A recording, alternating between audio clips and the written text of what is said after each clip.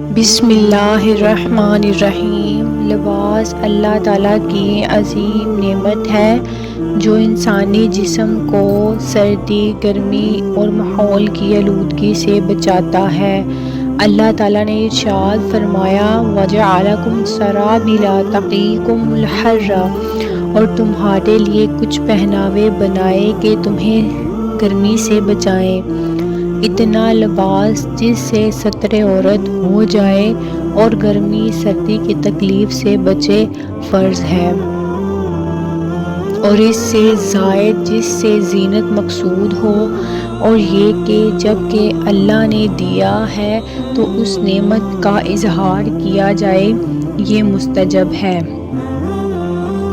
عورت کا لباس عورت کا جسم سر سے پاؤں تک ستر ہے، جس کا چھپانا ضروری ہے سوائے چہرے اور کلائیوں تک، ہاتھوں اور ٹخنے سے نیچے تک پاؤں کے، ان کا چھپانا نماز میں فرض نہیں۔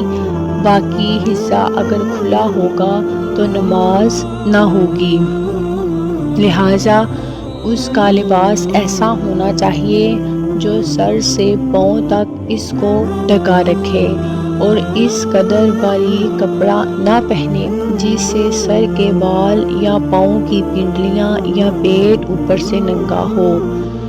گھر میں اگر اکیلی یا شوہر یا ماں باپ کے سامنے ہو تو دوپٹہ اتار سکتی ہے، لیکن اگر داماد یا دوسرا قرابت دار ہو تو سر باقاعدہ ڈھکا ہوا ہونا ضروری ہے۔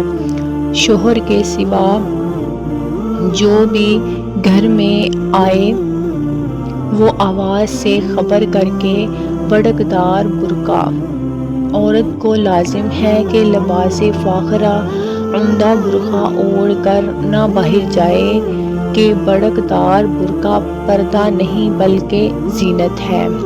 ایسے مردوں اور عورتوں پر حدیث پاک میں لعنت بھیجی گئی ہے۔ چنانچہ حضرت ابو ہریرہ رضی اللہ تعالیٰ عنہ بیان کرتے ہیں کہ رسول اللہ صلی اللہ علیہ وآلہ وسلم نے عورت کا لباس پہننے والے مرد اور مرد کا لباس پہننے والی عورت پر لعنت فرمائی ہے۔ مزید پیاری پیاری ویڈیوز دیکھنے کے لیے ہمارے چینل کو سبسکرائب کریں، بیل آئیکن کو